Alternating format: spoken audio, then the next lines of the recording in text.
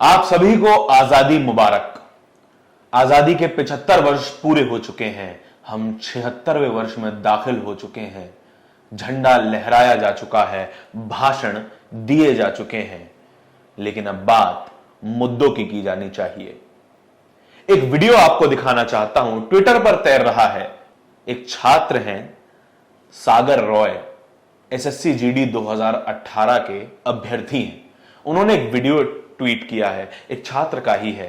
नमस्कार, मेरा नाम है धारण, स्वागत है आपका नेशनल दस्तक पर। ये वीडियो देखिए और इस छात्र की बात को ध्यान से सुनिए। जब से हम लोग दिल्ली में कदम रखे हैं तब से हम लोग को बार बार पार्लियामेंट पुलिस स्टेशन, डीसी पे ऑफिस बुलाया जा रहा है, बार बार हमें डिटेन किया जा रहा है। आज भी हम लोग खाना खाने गुरुद्वारा गए थे, हमारे पीछे पीछे पुलिस प्रशासन।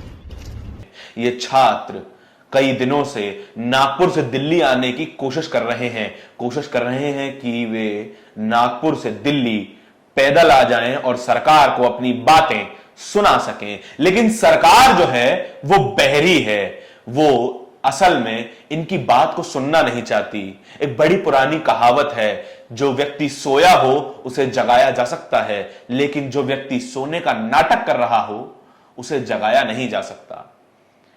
2018 में इन छात्रों ने जीडी पद पर नौकरी के लिए आवेदन दिया था। एग्जाम हो गए, मेडिकल एग्जाम हो गए, फिजिकल भी हो गया और ये छात्र सब पास भी हो गए, लेकिन जितनी भर्तियां कही गई थी उन भर्तियों से 4000 कम अभ्यर्थी ही नौकरी में लिए गए।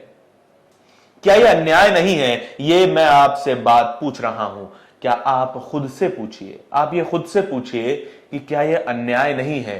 कहा गया था कि 60,000 से कुछ अधिक नौकरियां दी जाएंगी, लेकिन भर्ती केवल मिली 54,000 छात्रों को। 6,000 छात्रों का भविष्य का क्या होगा? वो अंधकार में नहीं है। क्या यह अन्याय नहीं है? जब हमारे प्रधानमंत्री नए प्रधानमंत्री बने थे तो उन्होंने यह कहा था कि मैं हर साल 2 करोड़ नौकरियां दूंगा। आज 8 साल पूरे हो चुके हैं, कहां है 16 करोड़ नौकरियां? 16 करोड़ नौकरियां छोड़िए, ये 6,000 नौकरियां ही दे दीजिए। अभी बिहार में सरकार बदली, नीतीश कुमार बीजेपी का साथ छोड़ नई सरकार में आ गए। तेजस्वी यादव जब डिप्टी सीएम बने तो कहा उन्होंने कि पहली कलम से 10 लाख नौकरियां दूंगा।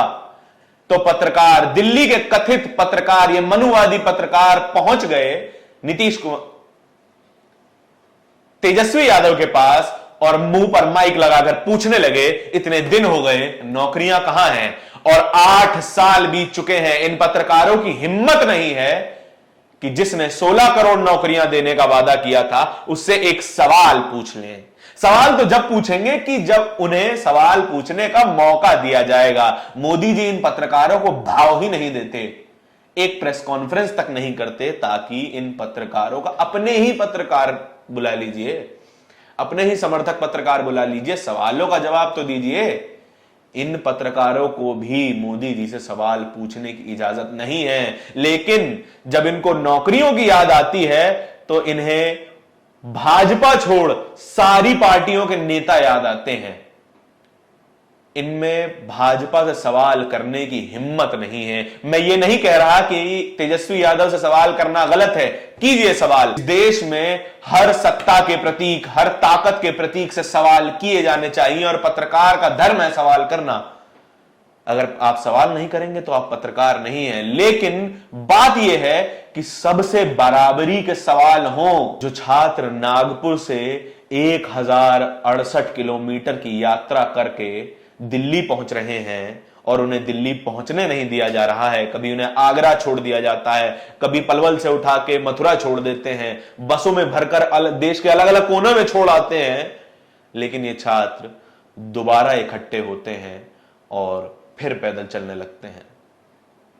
इन छात्रों के जज्बे को मैं सलाम करता हूं और इनको और ताकत देता हूं कि अपने संघर्ष को ये यूं ही जारी रखे रहें। जब सवाल करने की बारी आती है तो छात्रों से सवाल होते हैं कि आप इतनी नौकरियां मांग क्यों रहे हैं? प्राइवेट नौकरी कर लीजिए। क्यों? इस देश में केवल सवर्णों को सरकारी नौकरी करने का अधिकार है? कोई एससी, एसटी, ओबीसी, दलित बच्चा सरकारी नौकरी नहीं मांग सकता? या फिर मेहनत करके, पेपर निकाल के, मेडिकली फिट होके, फिजिकल निकाल के, पूरी तरीके से एलिजिबल होके, तब उसके हाथ में ज्वाइनिंग लेटर नहीं आता, क्या वो अपने हकों की मांग नहीं कर सकता? हम सवाल उनसे करते हैं जो असल में सताए हुए हैं। पत्रकार आज डमरू पे नाचने वाले बंदर हो गए हैं। मोदी जी डमरू बजाते हैं और पत्रकार नाच के दिखाते हैं। नाचते हैं वो 9 बजे के प्राइम टाइम शो पर। अलग अलग पत्रकार अलग अलग धुन में अलग अलग राग गा रहे होते हैं। जमूरे नाच के दिखाएगा और पत्रकार कहते हैं जी उस्ताद। अगर आपको ये वीडियो अच्छी लगी हो तो हमें कमेंट सेक्शन में जरूर बताएं, और ना अच्छी लगी हो, हमारी कोई गलती हो तो भी कमेंट सेक्शन में बताएं। और देखते रहिए नेशनल दस्तक। धन्यवाद। नेशनल दस्तक की आपसे गुजारिश है कि अगर इसको बचाना चाहते हैं तो नेशनल दस्तक को सब्सक्राइब करने के लिए रेड कलर के सब्सक्राइब बटन को दबाएं, फिर बेल आइकन की घंटी दबाएं। नेशनल दस्तक को बचाने के लिए बहुत जरूरी है कि हर खबर को शेयर करें, लाइक करें, कमेंट जरूर करें।